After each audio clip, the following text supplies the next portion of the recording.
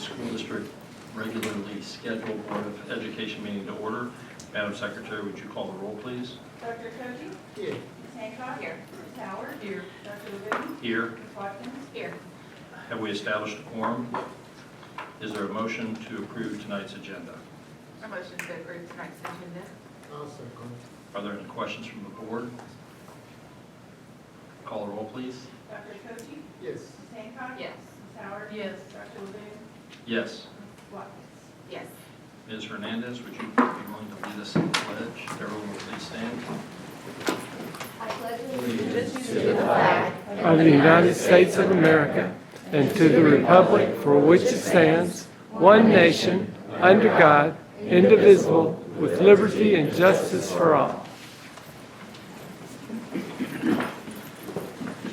First item on our agenda is item 2.1. This is a presentation from student board members, and I believe Shonda Hollowell and is first, maybe, and Angelique Hernandez, our student board member. I don't know which, if you guys are both at the same time, or is it Paul Angelique? All right. Our other student board member, Holt Shively, is ill tonight and was not able to be here. Hello. Good evening. You're fine.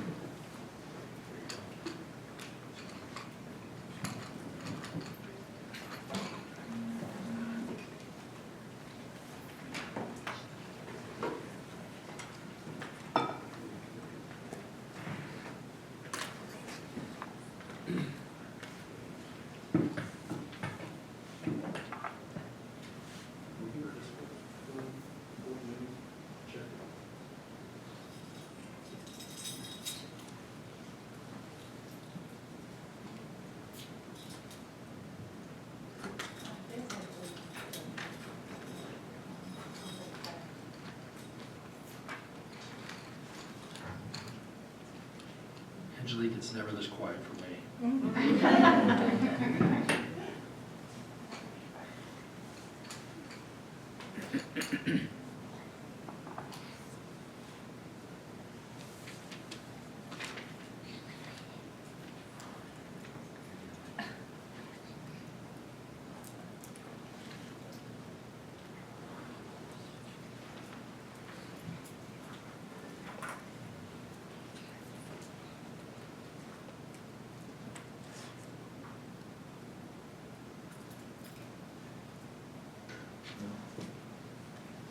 Will, do you have slides for your report? Yeah, I can, You have slides for yours though too, right? I do, but Okay. we can figure that out.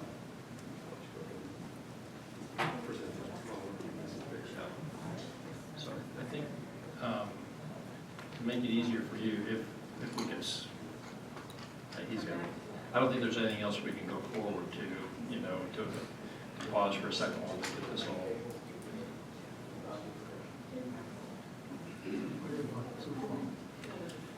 So I was looking at 2.3 or 3.0. Angelique, why don't we hit pause on you for just a second? That way everything can get all set up. And I'm going to move ahead to item 3.0, which this is an opportunity for for hearing from individuals and groups from the audience. So item 3.1, is there any oral communications from the audience regarding items that are included on tonight's agenda? So if you're here tonight and you'd like to say a few words about something that's on the agenda, now would be an opportunity to do so.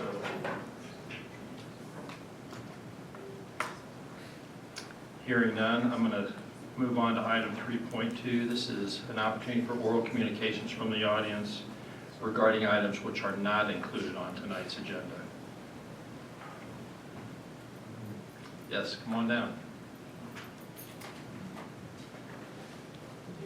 Yeah, you're good to go, yep. Unless you have slides, you're in good shape. Good evening, where Good you evening. are. Tell us your name, please, and then and what you'd like to talk about. My name is Sasha Black. I'm a junior and I'm the president of the Student Education Advisory Council. Hi, my name is Alessandra Montour Brooks. I'm a sophomore and this is my first year at SEEK.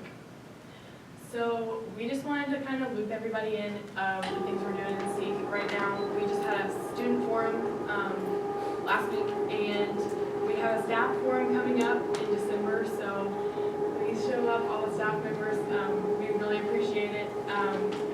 We're working on some presentations to share with you all our data, and thank you for letting us be here.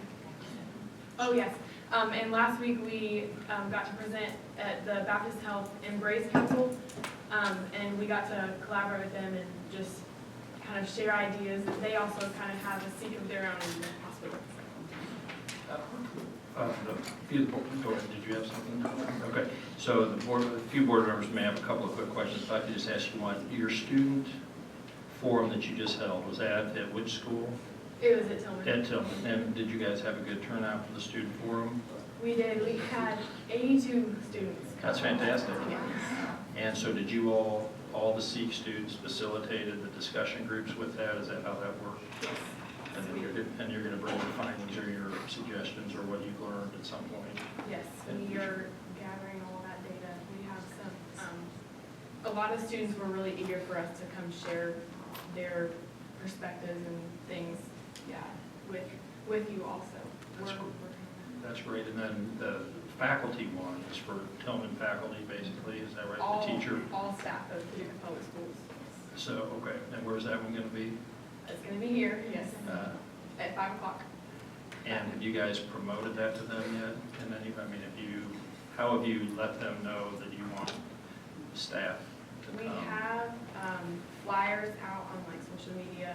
We also, a lot of the seekers like go to people and specifically like ask them. But if there's any way that you all would, Can we get together, you and I, and figure out a good plan? That'd be Yes. awesome. Thanks. That's who I was going to connect to. That's perfect. So, I was just getting ready to text your letter. It's also going to be team plan. I do have one question. You said this is your first year in Yes. SEEK. Any comments for your experience so far? I think it's been a really wonderful experience, like especially with the student forums. I've been able to talk to a lot more people than I might have not had before, and then also it just gives me a lot of open opportunities, and I've also really improved on my public speaking skills also, because before I probably wouldn't have been able to. But it's been a wonderful experience. Thank you. that's great. Thank you all for taking time to come. Any other board members have any? You said December 15th, Sasha? no, it should be, I want to say December 8th. Oh, okay. Friday. I'll double check. I'll be watching for your social media. Okay. Follow us on Instagram, guys. What's your handle? Yeah, PTHS Seek, yeah. I don't have Instagram. Facebook. Right. I just had email like about 3 months ago. Facebook and everything else. So. Thank you a lot. Thanks for coming. Thank Yep. you so much. All right. How's our technology situation? Getting there?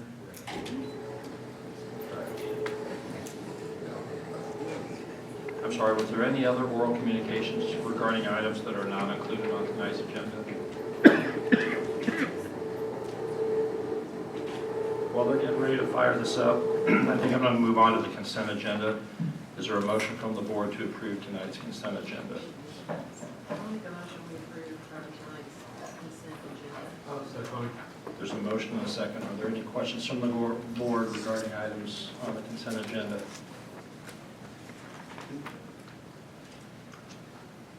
Call the roll, please.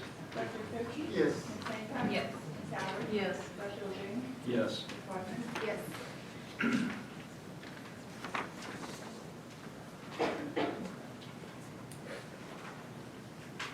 Mr. Brock, is it okay with you if we just keep going? Yes, absolutely. And while, because I think all the other items probably have some slides or need the podium a little longer too. So I think we'll move on to item 5.1. We'll just move ahead to our action items.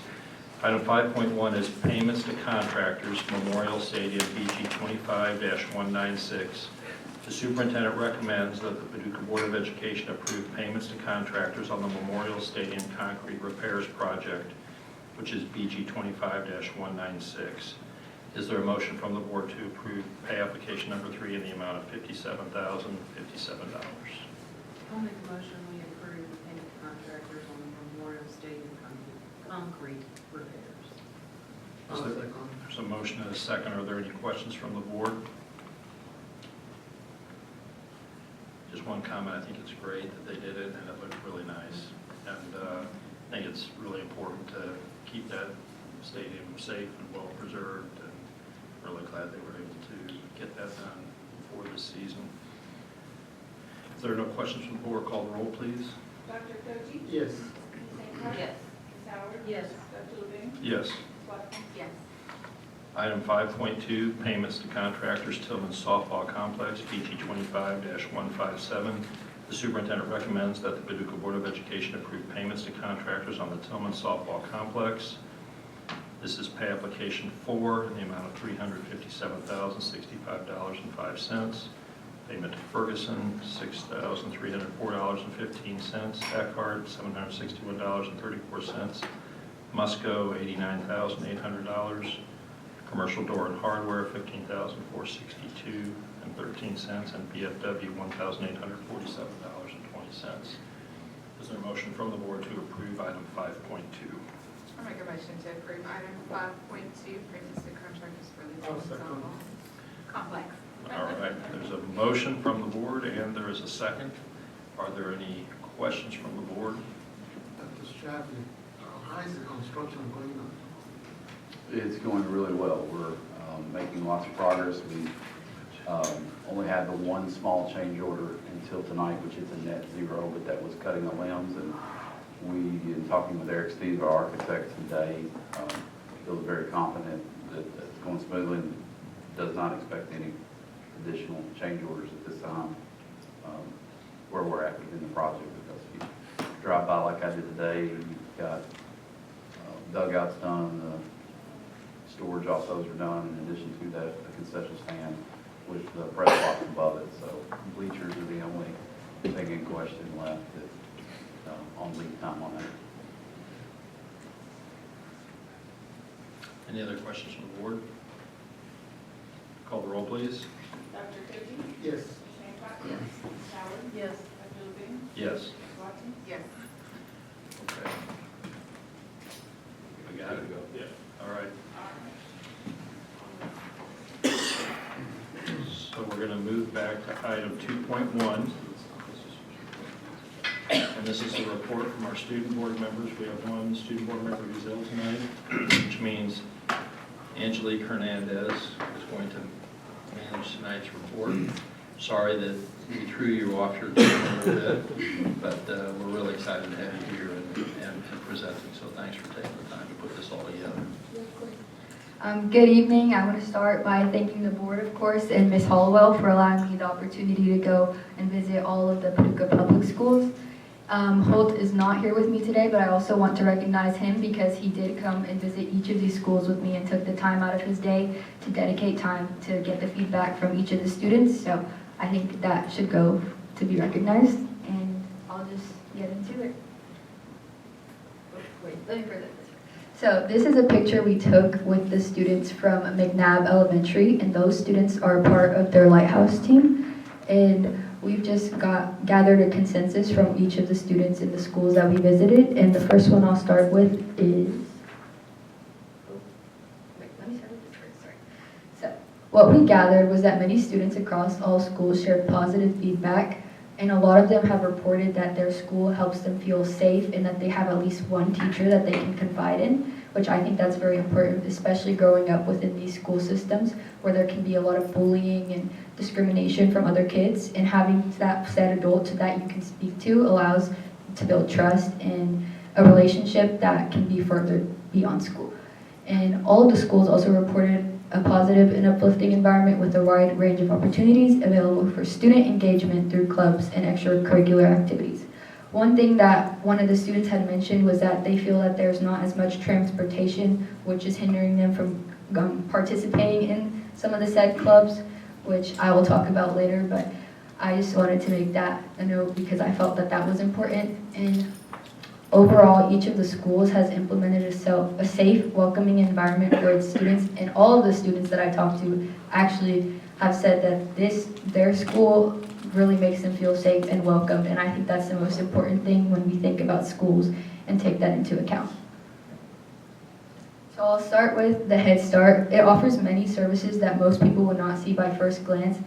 Going into the Head Start, I personally didn't think that there was that many resources. I knew there was a lot, but there is so many that I was so surprised to see. They have sensory walls for students who may feel overstimulated at times, and they can just rub their hands across the walls if they feel the need to. And I know I, as a kid, was very fidgety, so I think that would be beneficial if I had that, and I'm just glad that the kids are able to have something to feel on whenever they feel a certain way or overstimulated. They also provide full day and half day services, which is very important because some parents, the scheduling isn't always accommodated towards them, and I think having that opportunity to choose between a full or half day allows for the parent to accommodate their time and have more flexibility with their child. They also have a designated room where parents can come and see like the behavioral side of things. So when me and Holt went, we saw there was a room that has sort of a reflective mirror that students can't look into, like the children, but that parents can. So if a teacher ever has an issue with a child's behavioral problems, the parent is allowed to come in and see and observe for themselves how the child is acting or why the child may be acting in a certain way, which I think is really important because a lot of the times it's hard to understand children and why they react towards certain situations, but having that room and having the ability to see firsthand that why a child may be acting a certain way is really beneficial towards them. So that is what I have for the Head Start. And I'll move on to Morgan Elementary. At Morgan Elementary, many of the kids describe it as having positive spirits, and that is word for word. As soon as we got in there, we asked both of them, and they were like, we loved Morgan so much. It has so many positive spirits. So I think that's really just cute and innocent because there's something about just feeling so confident within your school and being able to say that, and I think that just shows how much Morgan has put into their students and the work ethic they have. The best thing about Morgan, they claimed, was having specials, which is another thing that I would like to mention because they all agreed that although the specials and extracurriculars are really fun and everyone wants to be a part of them, it's sometimes a struggle because some students have to manage their family responsibilities or may not always have the provided transportation that they need. And I think to give every student a fair shot at being involved within their school, we have to recognize that transportation is an issue for many and that family responsibilities can be very apparent within these sort of issues. So I think if there was a way that there could be maybe a bus transportation system for the said students that want to be connected with their peers and be connected within the school, that would allow for more students to be able to be a part of these activities and feel more connected within their school. So that's what I have to say on that. They also find the classroom setting as engaging and really like the teaching styles. I know one of the students said that every Friday they do a dance-off after they have completed one of their harder exams or harder tests. And if all of the students have a good accuracy rate on their exams, they do a dance-off within their classroom. And I think rewarding a child whenever they've accomplished something is also very important because it shows that you're recognizing their talents and their abilities within the school. The students also said that bullying occurs almost weekly on the bus. They have designated bus monitors to watch over this, but I know that one student had claimed that a lot of the bullying happens within the back of the bus. And although that may seem minuscule, it is still an issue that I think deserves to be recognized. And I think a way that this could be aided in is having a student leader that is designated to each bus, because having that student is able to have, allows for students to have familiarity with their peers, and then they can find someone that they can confide in that isn't just a teacher and is someone that they can relate to on a personal level. Overall, though, Morgan had a lot of positive feedback, and I really liked seeing all of the facilities within it and all of the children, and they really do seem very happy there.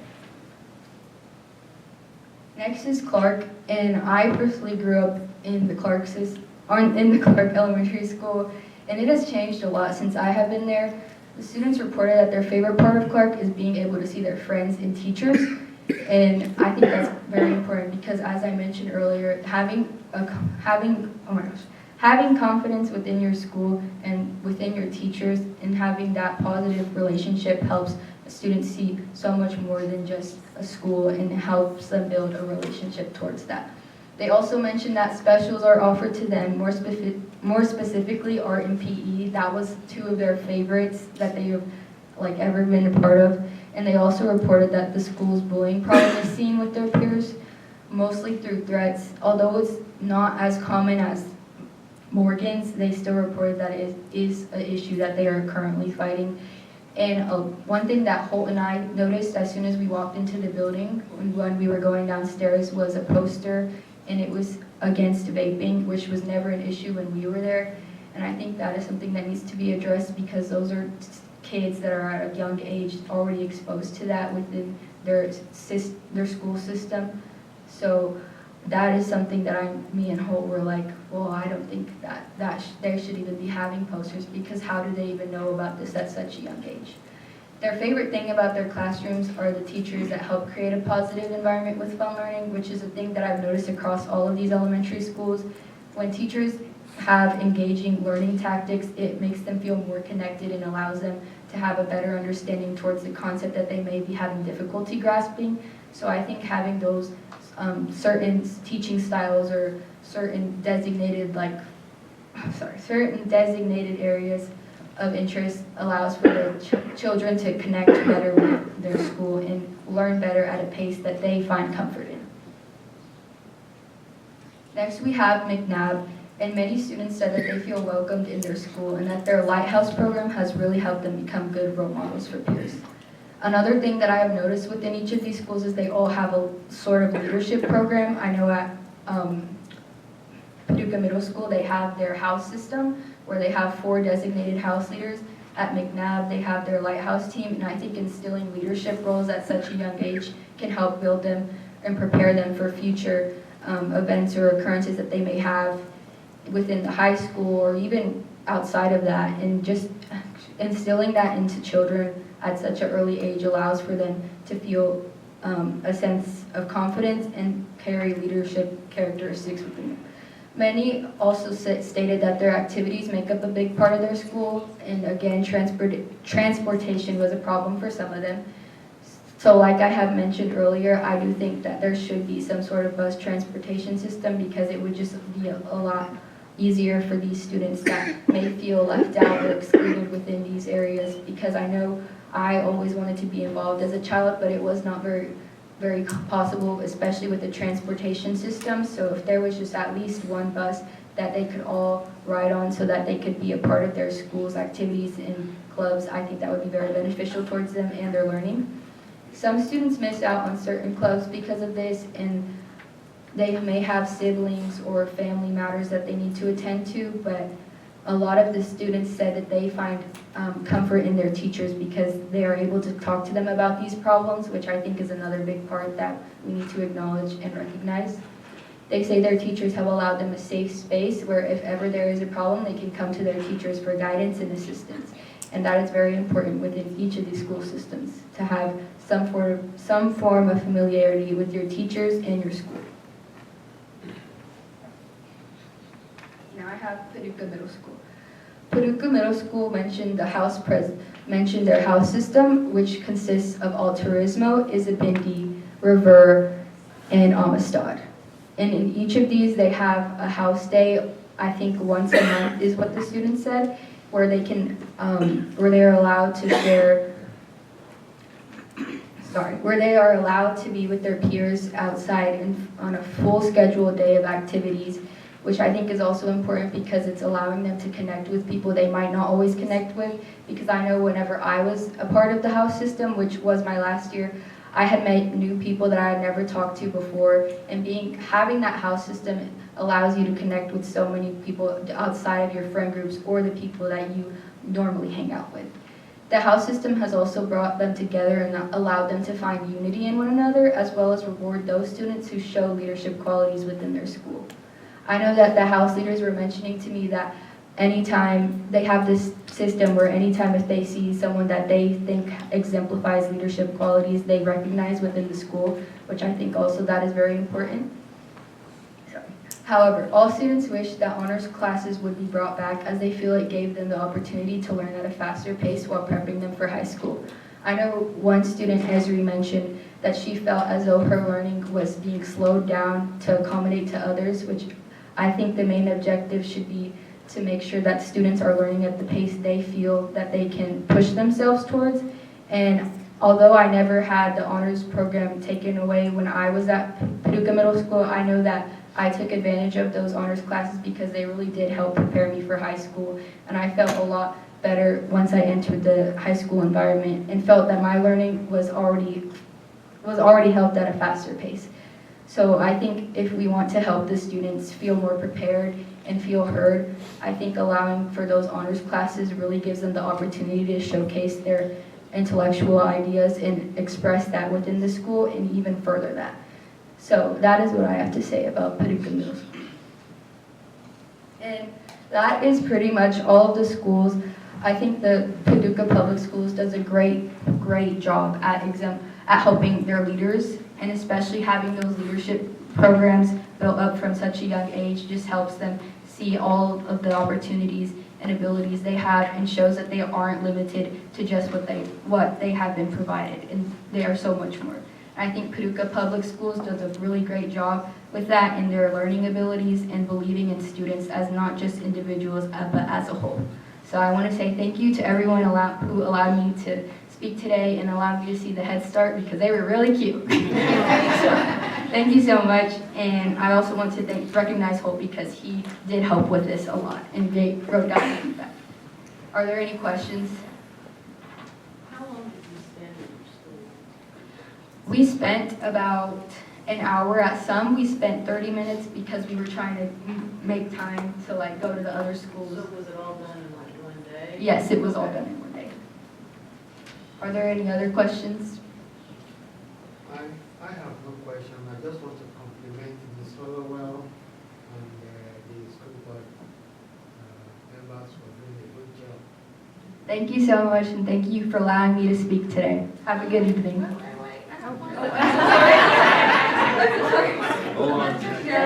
I took notes. One, I also want to compliment you. You've done very well, and I've actually watched your growth in giving presentations and even being a school board member. And I heard in some of the details that you shared, some critical thinking and problem solving when you were talking about transportation issues and the bullying on the bus. You have already thought of a way to resolve that. Is that something that you're looking to share with the transportation director or with whoever that needs to go to implement that as far as the bus lead? Yeah, of course, because I think it's so important that these students have equitable opportunities, and I know as a kid I always wanted to be a part of more, but I couldn't because my mom was always working full-time. So I think if there was a way so that each student could be a part of these activities, it would actually help because it would help them feel more connected with not just within their school, but with their peers. And instilling that at a really early age can really help build their development. So I do think it's something that should be addressed, and I would love to take it up with anyone. So we're going to help her with those connections, that transportation, and then would it also be transportation that would implement the student lead on the bus to help monitor? Is that something that you feel comfortable discussing with them as well? Yeah, I think those both go hand in hand, and I mean, seeing firsthand from the students' responses, although the bullying problem was maybe minuscule towards the teachers, I do think that it's something that is very present, and I think it should be addressed, and I think having those go hand in hand allows for growth. So, yeah. Thank you so much. Yeah, thank you so much to everyone. I really appreciate the listening and everything. One simple fix in the short run while you work on the student things and other things would be simply having the bus monitor move to different parts of the bus randomly. Some days right up front, some days right up back, sometimes in the middle. And that may be one short thing before anybody else is added. The other is in each of your presentations, you highlighted ways in which each school made students feel welcome and the things that were there that made a positive learning environment for them. So I just hope the principals and the teachers that are here heard all that and just understand how much your efforts matter and how much, you know, those, even the small things and the big things, the small things, just all of it, just making this a positive environment, it makes a difference and it helps. I mean, your students at your schools are telling these student board members that they love their school, and that takes intentional effort on your part to keep that, you know, for them to continue that discussion. So I'm glad that you got that positive feedback from them. I'm glad you got the input for the things that could be better, and keep sharing it with the folks that will keep trying to help you make a difference. This was a great presentation. Thank you so much to everyone.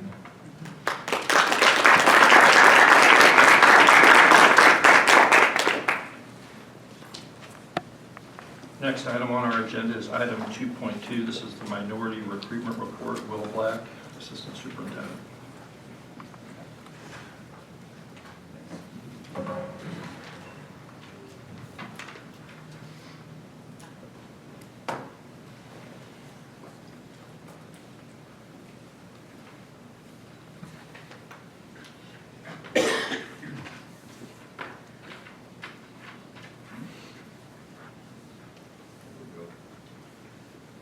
All right, good evening. Good evening. Every year, by board policy, we provide the board a recruitment of minorities employees report. And we always give the statistics and then look at the trends through the year. So tonight I have two reports. This is the first. And starting with certified, we actually are at 14% minority, which is actually up slightly. We tend as a district to trend about the third highest in the state in terms of, sometimes I think we may have been second before. And so we, between Jefferson County, Fayette, and Paducah, we have the highest percent certified staff employees. Here's our classified staff, and you can see it by location. We're at 39% total minority employees. And then the total for all employees combined, certified and classified, is 26%. You can see on the last page that you can kind of compare year over year a variety of the statistics here.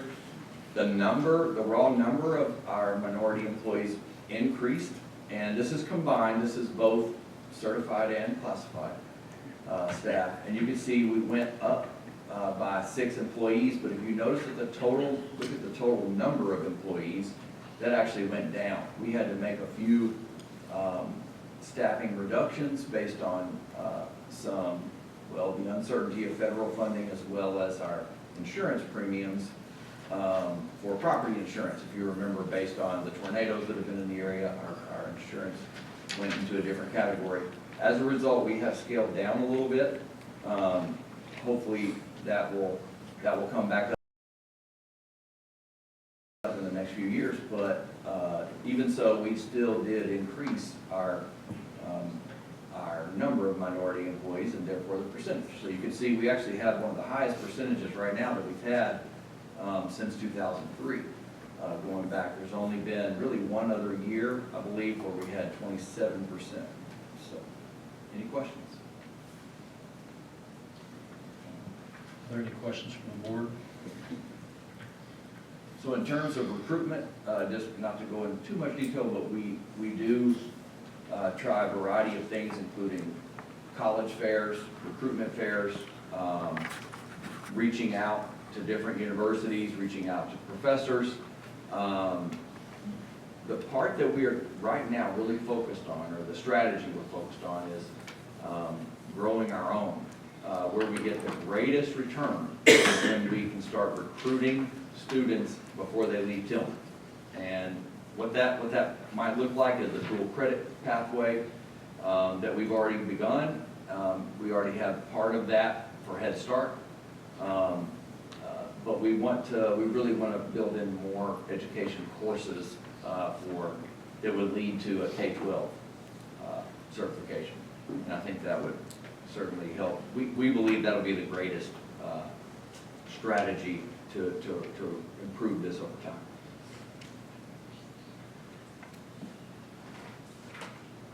There's no questions from the board. Thank you. All right. And I believe you were up to bat again. That's right. So this is item 2.3, advanced Bat placement twice, scores. Yeah. Very good. All right, so tonight I'm also going to share our advanced placement, a little more detail about our advanced placement scores from last year, as well as our enrollment for this year. And I'm excited to say we took more AP tests last year than ever. I believe it's the most we've ever taken, but certainly it's the most since 2010. 262 tests. I even gave an all-time best stamp there, just for fun. Tillman worked really hard on AP instruction last year. I'm going to talk a little bit about that. That 262 number is not easy to come by. Kids can choose not to take the test. We encourage them to take it. We have them sign up early. But, you know, that shows you that kids were confident in their ability to take that test by the time the test came around. So we're excited about that. And sure enough, we had a huge jump in the percent pass rate. So you can see we went from a lower 38% in 2024 all the way to 59%. And that's the highest that we've really had since COVID. And we're excited. Our all-time high is 65%. So you can see we're not quite back to pre-COVID levels, but we're getting there. And what a huge difference in 1 year. This was mainly because of, well, before I get into why, let me just point out another couple of facts. One, all-time high number of tests taken, like I mentioned. We actually had the highest scores for multiple subgroups that we've had in 5 years. African Americans, Hispanic, Latino students, 2 or more races, and economically disadvantaged students. So all 4 groups scored the highest they've scored in 5 years. There were 4 subjects that did particularly well. We had improvements in many subjects, but these 4 really nailed it.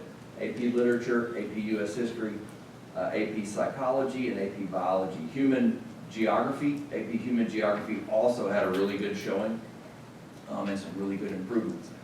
So why the big improvement? I want to congratulate Ms. Atkins, who is maybe here. Okay, Ms. Bakehouse is here. So Ms. Atkins and Mr. Dietrich worked really hard, intentionally supporting teachers through the year. They did a whole summer score reflection with each AP teacher. The scores come back in July. They were already working in July and August, reflecting on that and planning next steps. That was in the summer of '24. And then backwards planning began for each unit, and they really worked backwards from the AP Central Unit test questions that are available and helped teachers do backwards planning through that. And then they benchmarked their progress with them. And we met, as I told the board we would do a year ago. We did meet, actually a year and a half ago.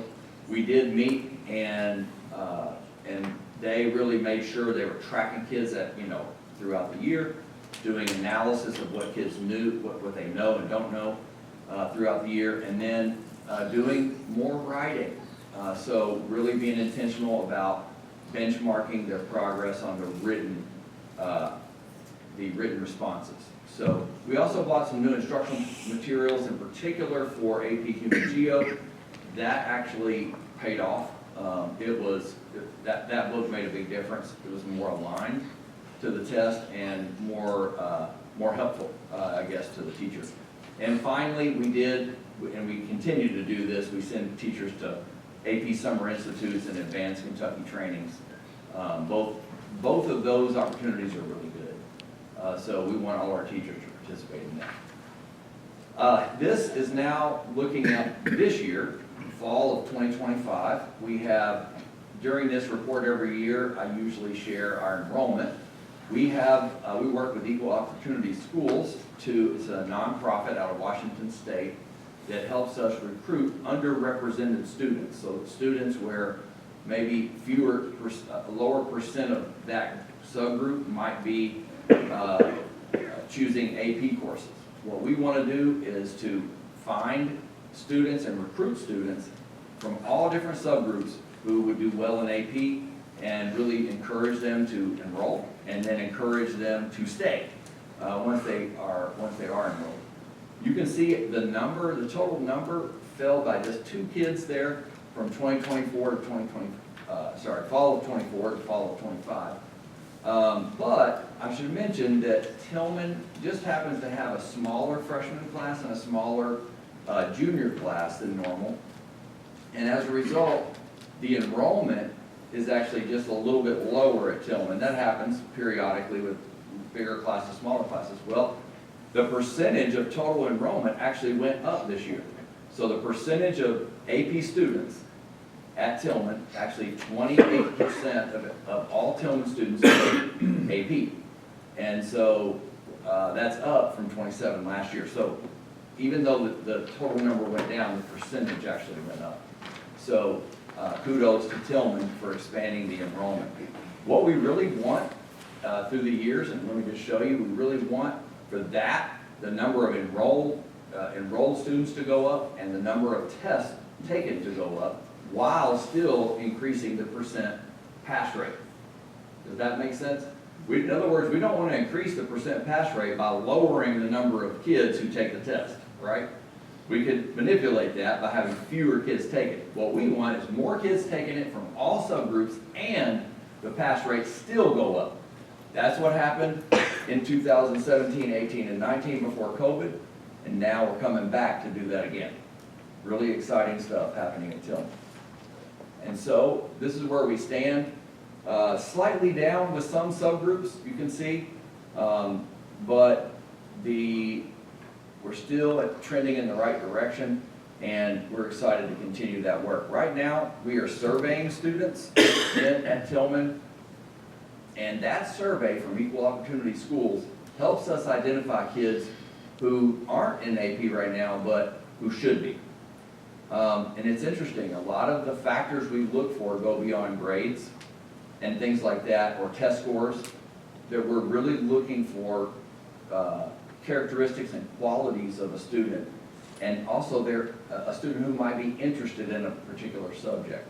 And so we will start the recruitment process in December and in January and get them signed up for AP courses.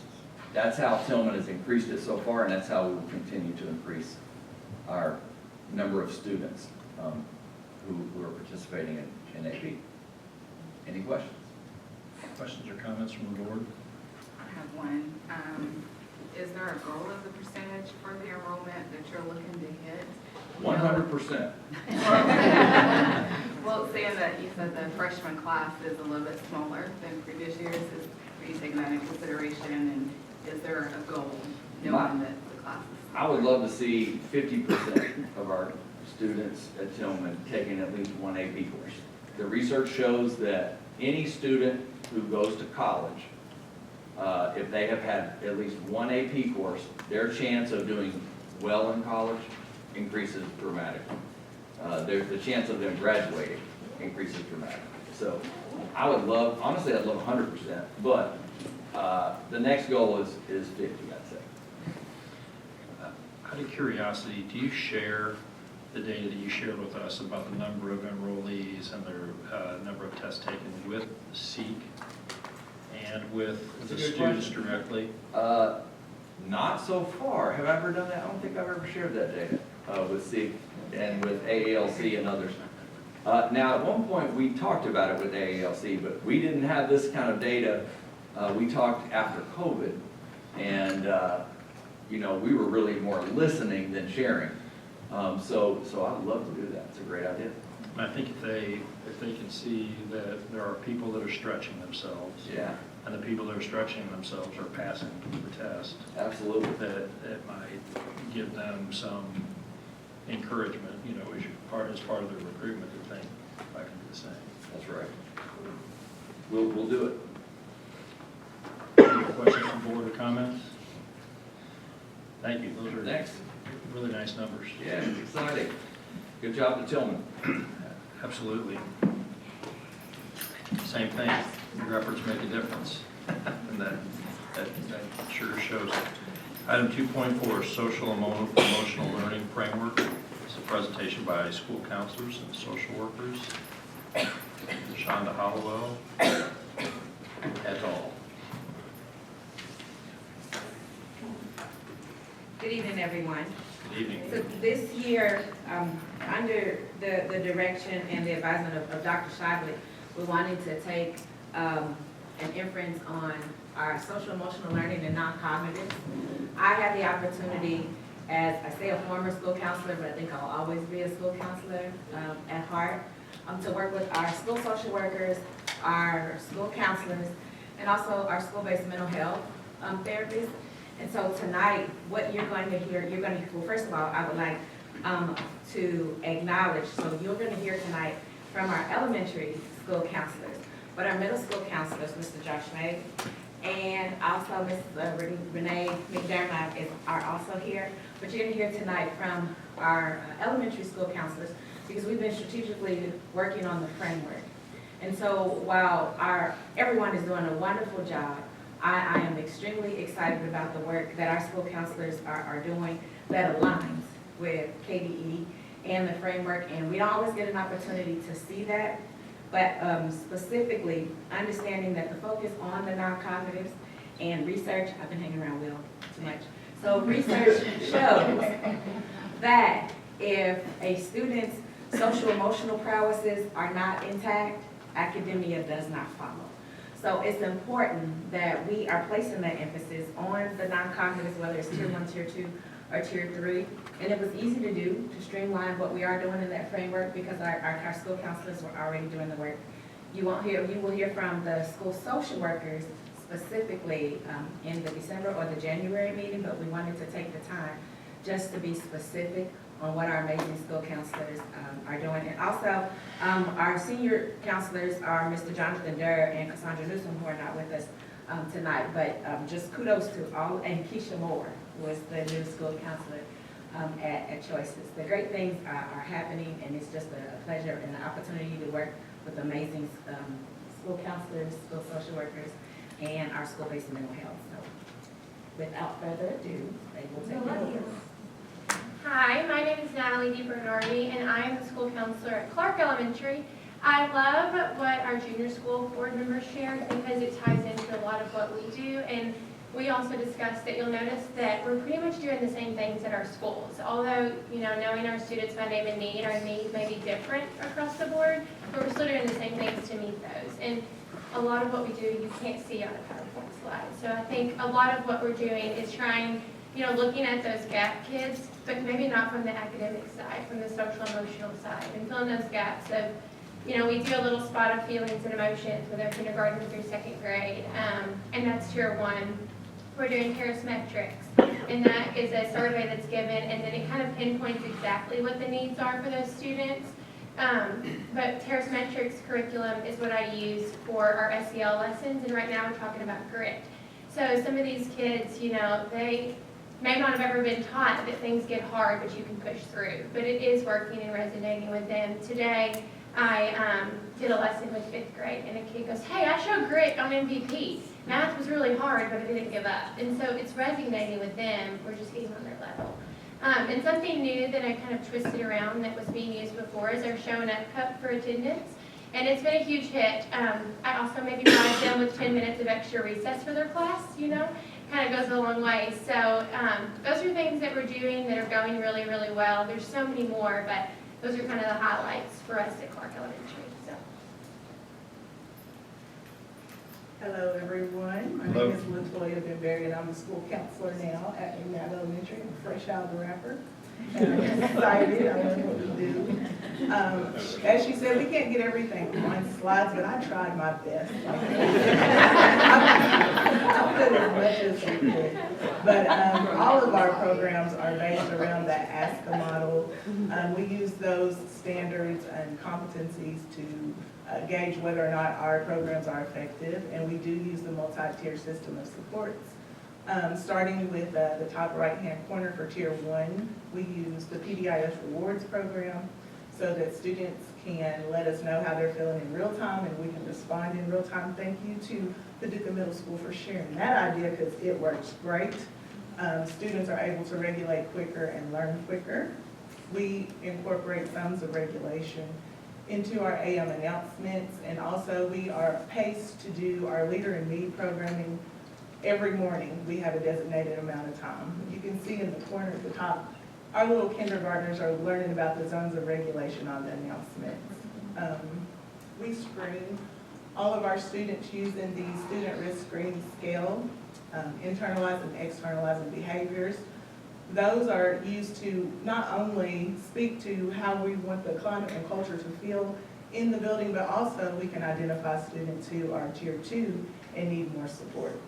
So when Tier 1's not working, that's for everyone. Then we skip to Tier 2 services, which include group counseling, helping programs, and conferences with parents. So down at the bottom in that lower corner, you see Biggie Smalls mentoring. That's a little 5th grade friend with a kindergartner, and they're reading together. That is a hit right now, and everybody wants to be one, but everyone doesn't qualify to be one. So, Crown is in place. We also use, Terracemetric screening, which is through WKEC. That also helps us with our 3rd through 5th grade students to identify needs, and other small groups, which we've started a new bunch of lunch bunches for K through 5.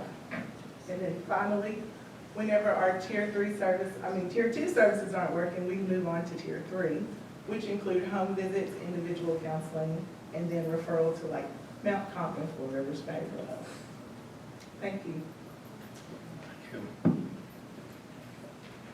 Hi, I'm Amanda Farley. I'm the school counselor at Morgan Elementary. So we're going to hear some overlap, obviously, because like Ms. Hollowell mentioned, our programs are centered around the Kentucky framework, and so we do kind of go by those guidelines. So you're going to see a lot of the same things. But there are great things happening in all 3 schools. Some of the things that I listed, individual counseling, happens for a variety of reasons, whether that's issues at home, grief, hygiene, abuse, neglect allegations. Even like last week, I painted a headstone with a child for their cat that they lost.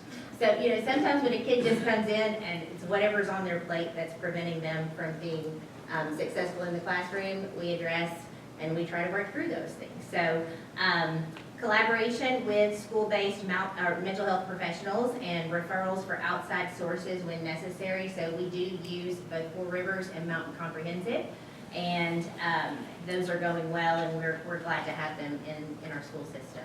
I oversee the SECO program, which is our check-in, check-out. We discussed in our admin team meetings that 70%, if 70% of the kids who are in the check-in, check-out are meeting their goals and are progressing, then we consider that a success. And this morning I was updated, Mr. Dunaway keeps a spreadsheet, we track all the data, and we are currently at 79% of our kids who are responding to the check-in, check-out program, which is great because that is just a Tier 2 intervention for some of those kids who just need kind of some one-on-one self-monitoring, teacher monitoring. It's just like a point sheet that they get throughout the day. Small group counseling is occurring. SEL groups are up and running in all grade levels, and that is strictly based on our PBIS data. So we have SEL, social emotional learning groups in grades K through 5, which are growing fabulously, and we're thankful for our social workers as well because they also help run and lead those groups so that it's not just me and we're able to divide the work. So there are going to be new SEL groups that are going to be created in grades 3 through 5 through the usage of the Terracemetrics data. Like we all said, that Terracemetrics is it's actually a nation, I don't know, I guess it's a norm referenced kind of screener, but in the elementary school, we only use the resiliency screeners instead of anxiety and depression, just because those are, yes, buzzwords and things that the kids have heard, but being able to truly identify those things in themselves, you know, if they're sad, like you said, for like their cat died, they may say they're depressed versus, so instead we go for the resiliency screener, which is grit, hope, positive school experience, positive peer interaction. And so we are looking for the resiliency. Now I will tell you the thing that I thought was great when looking through the data is that it has provided us with kids that don't flag through behaviors. So we are seeing kids who on the outside are holding it all together, they're participating in class, they're, you know, coming to school, but when you really ask them, are there things in your life you would want to change? Yes. You know, I wish I had a different life, I wish I had, there are some of those questions that are asked and how these kids, and the ones who are responding, I'm the only one who sees those results, by the way, their teachers don't, it's just me. And so going through there, it's great to be able to see kids that you wouldn't necessarily, who are asking for help, even though they don't know necessarily that they're asking for help. And so I'm excited that we're going to be able to use that data for those kids who are having internalizing behaviors. Conflict resolution obviously happens all the time today between peers. Coordinating and assisting with special events, you know, we all do that. And communicating and meeting with guardians. I know that they said parent meetings. Those are parent phone calls. That's home visits. It's however we can get in touch and make sure that our kids are getting the resources that they need. We are collaborating with our mental health people. You know, I've said, if you've got a parent who's not signing a release of information or a treatment plan, let me know. I'll be at their door. You know, I know Four Rivers and Mountain Comp can't necessarily go knock on the door, but I can. And so we do. And so Mr. Frazier and I do that, and we make sure that the kids are receiving the services that they need. And basically just some of those other things. We enroll and orient new students. We maintain records, attend meetings and trainings as necessary. We all also are our building assessment coordinators, so we do oversee testing. So January and May are very busy months for us. But other than that, do y'all have any questions for us? Yes, Could you briefly describe tier 1, 2, and 3? Absolutely.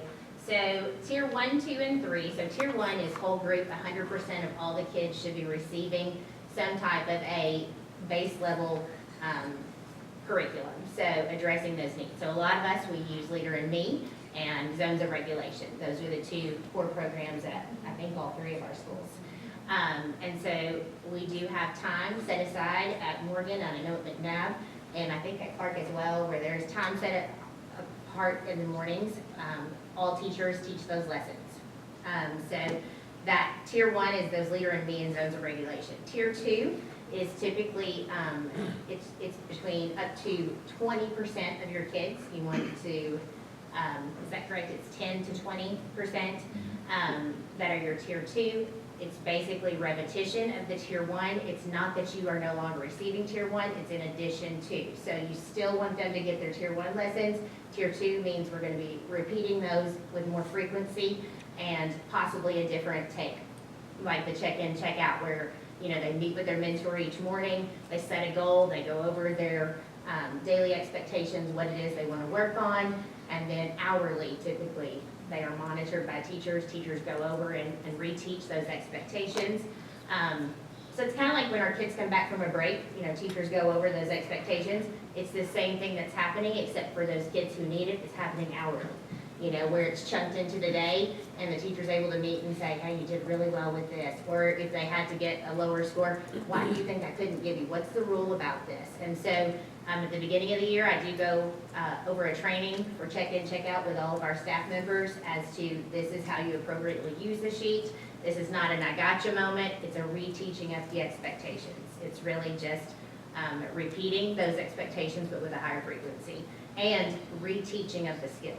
You know, whatever the skill is, this is what, you know, it needs to look like. And then the top tier, tier 3, is about 5% of your population. Those are those kids who do need one-on-one, more intense counseling or other resources. We have to figure out, you know, what it is that's going on, and so that is where we partner and start looking. It's also data collection, so that if we need to make a referral for not just mental health, but also possibly special education or something else, it's all data collection. So the tier 3 is about the top 5%. So, But the student that you find out is internalizing, and then you find out because they are still functioning well in school and on the surface, what does the next step look like once you identify them? Can you kind of share that? So typically, what we did on our last SRSSI screener, IE screener, those internalized kids, if we had enough to create a small group of 5 to 10 children, we would create a group for them. Another resource is LaDonna Butler, who has the low-key model. We're trying to get that developed for elementary level students. Just a small group to process through those feelings. I think one of the things too with internalizers is it's great for them to have a small group that we create, because it lets them know they're not alone. They're not the only people who are feeling this way, and it does give them, just letting them know somebody else has these same feelings. One more question about that student, is that information shared with the parent? Obviously, if they're, pointed out. If they're flagged red or high, we are mandated to contact the parent and then provide them supports to move forward. And that would be like, with the anxiety and depression, the other ones, there is a 24-hour that if a child, were to disclose that. Now, we do the resiliency, so with us, we're going to be notifying the parents saying, hey, we've created this small group, we're going to be focusing on grit and hope and, positive school experience, peer interactions, those kinds of topics based off of what it was that they reported. Parents have to give us permission to include them in those groups. The resiliency screen, is that applied to every student? Yes. In grades 3 through 5, it does for us. They return the permission form for the survey. And Terrace Metrics has tier 1 lessons too. That's what I use for 3rd through 5th grade. I do tier 1 Holt class guidance lessons during their library time. And so tier 1 is also available through Terrace Metrics. And it focuses on each of those 4 categories as well that go with the survey. So it's Terrace Metrics. It's really wonderful. It's a great resource. Do you guys see much of a difference in that aggregate data year to year? This is my first year, so I'm going to sit this one Terrace Metrics is provided through WKEC through a grant. It is likely not going to be something we have next year without funding or a renewal of that grant. But the curriculum that we are able to use, once we have access to it, I think we'll be able to continue to use the curriculum, even though we will no longer have the resource of the screener. So just we've planned for that a little bit in taking that into account. But one thing that I would say that I have seen, like with my two new counseling buddies here, she's like my friends. I was going to call them my friends. Is that with the new school counseling programs, there is a lot more focus on mental health, and there's a lot more focus on the social emotional learning part. And so I know the hours and stuff have been extended, at least at Murray State and things like that. It was a longer program. There's a year-long internship that goes along with it. So I do think the counselors that are coming out have a deeper grasp of the SEL stuff. And to what you just asked, the friends in early warning tool and Infinite Campus almost always support what we find in our universal screeners.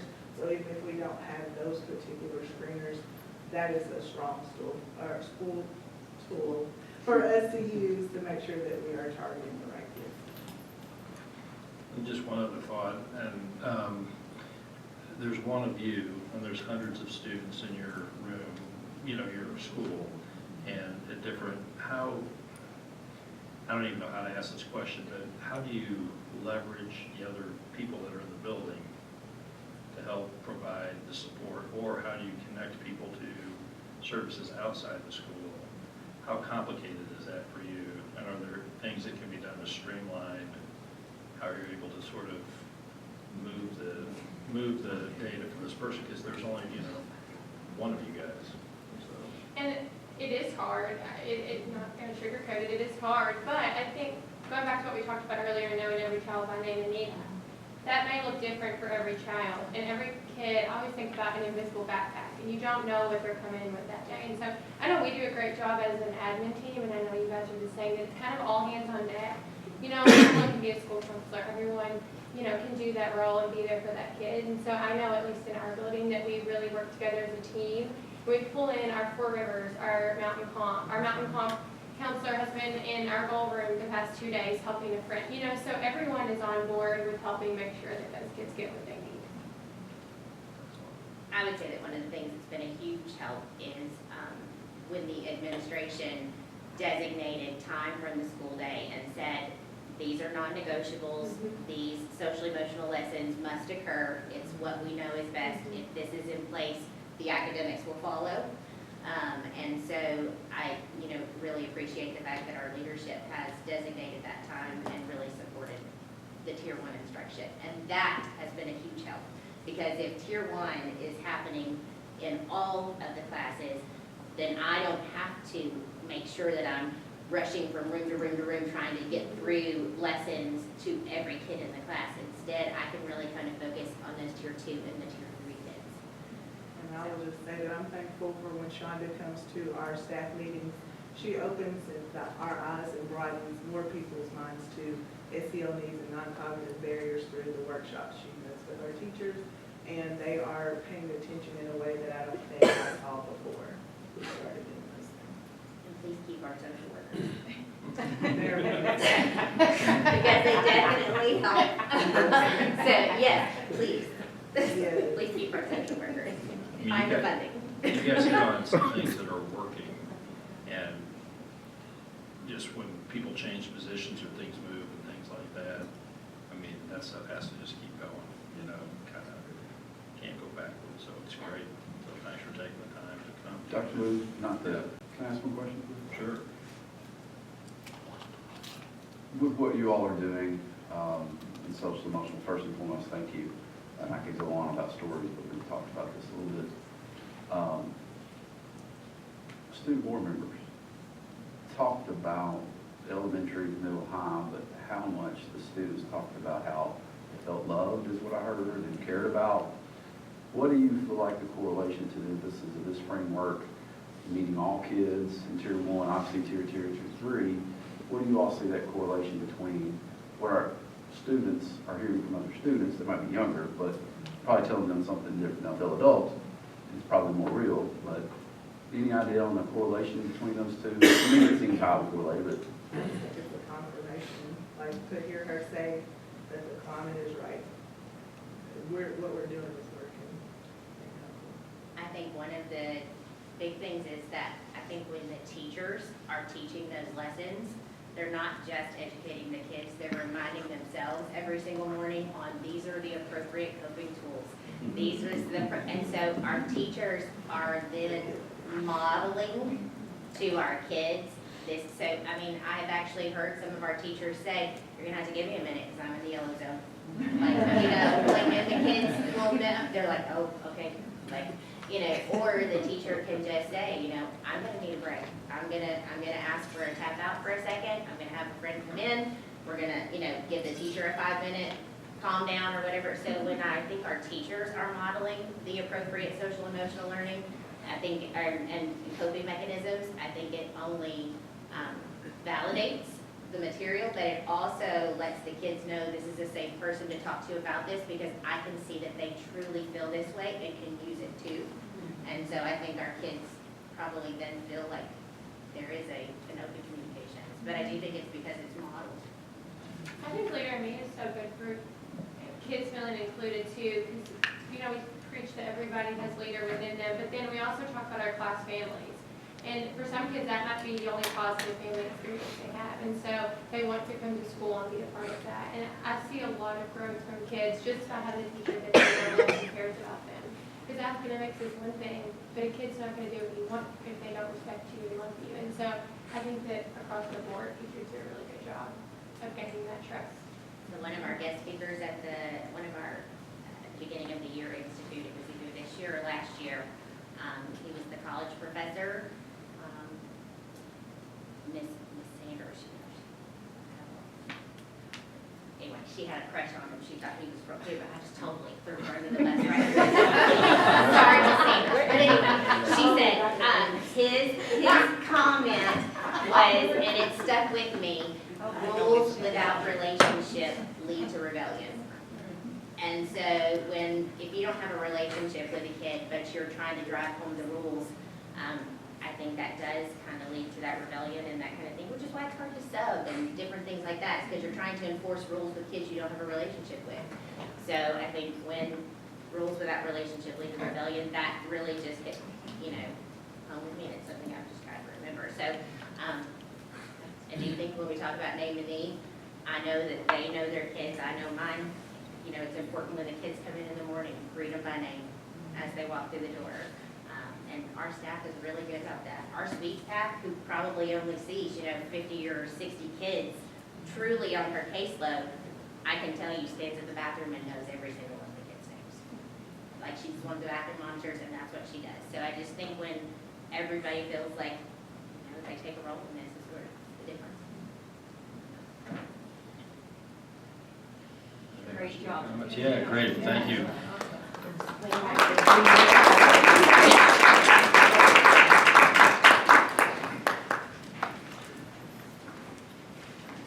Good luck, Troy. Attendance report. So Toya mentioned being fresh out of the wrapper, and I thought, oh Lord, what does that make me?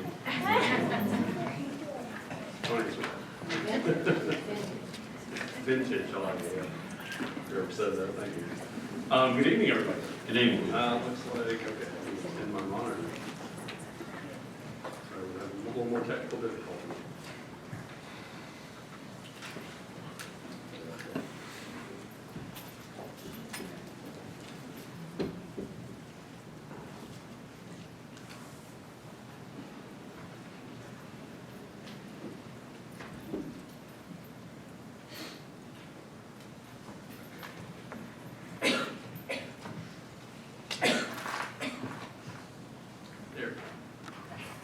Good evening. Let's try this again. Start over.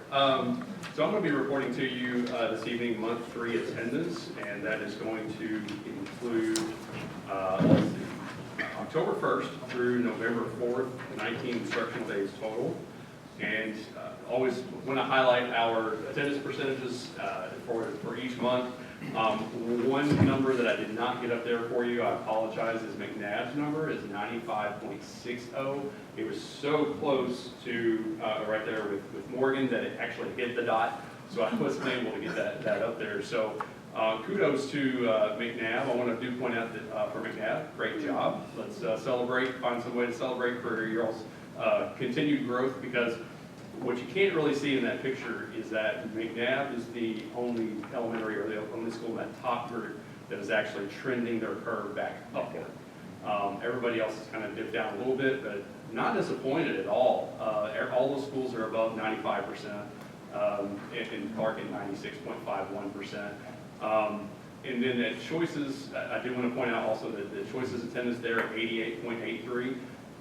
What we saw last year is a lot of Choices was going up and down. So we are trending up, and hopefully with month 4, we continue to see that trend either stabilize or improve there with the passing months. So we are trending upward. The other line that I want to point out is that little polka dot, but the dashed line, the dotted line as it goes across. That's all the way to kind of a projected cumulative for the year. And as you can see, it lands pretty close to about 94%. So last year, we finished the school year at 92.88%. If we continue this trend where we're at right now and improve, particularly we need to bring our high school, kind of flatline that or bring it back up, we should end up around in the high 93 to low 94%, which is great for learning as well as funding. So I just want to point that out. Our enrollment, it's dipped down just a little bit from 2777 last month to 2756.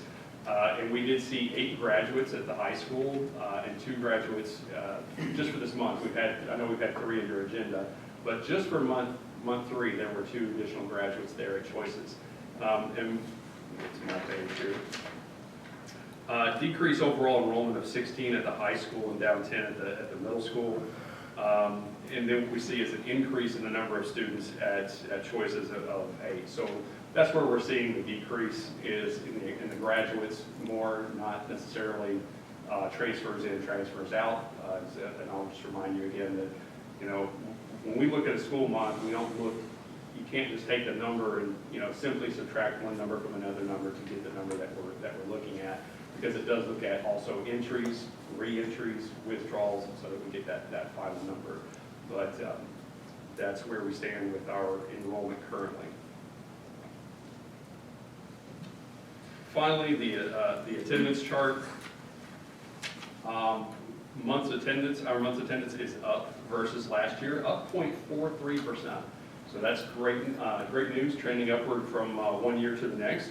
And then Choices, Middle School, Morgan, McNabb, and Clark, all 4 schools saw improvements from month 3 this year versus month 3 last year, including a 2.5% at Choices, a 1.27% at Middle School, 1.2% at Morgan, 0.77 at McNabb, and 0.3 at Clark. Clark, it doesn't sound like they did great, but the hard part is once you get around 96.5%, it's hard at that point to even get a 0.1%. So the fact that we've brought a 0.3% from last year to this year is quite the accomplishment. Also, ADA is down 77.91 despite our enrollment being down. But what that means is we had a decrease in overall enrollment from last year of 108 students, but we've only seen a decrease in ADA of 77.9. So what that speaks to is the fact that our kids are showing up more this year than they did last year. So that's kind of helping to offset that decrease in the ADA. And then also I want to point out that cumulatively, the district is up 0.2%. Again, seeing small victories. So we would love to see a dramatic jump back up to 96%, you know, which is our district goal. But we are chipping away at that problem, and we did go up 0.2% cumulatively at this time from where we were last year. Any questions about the attendance or anything attendance related? You know, maybe you share the attendance data with SEEK. Sure. And let them know where things are and ask them, because I think they want their colleagues at school. And I think they're excited about their school, and I think they like it, and they want people there. So maybe give that data to them, tell them your goal is 96%, and see if they have any strategies. Maybe you announce at Tillman the attendance for the week before. I don't know how quickly you get the data. But as a part of their morning report, you know, when they do their announcements, hey, our attendance last week was 91, we're 195.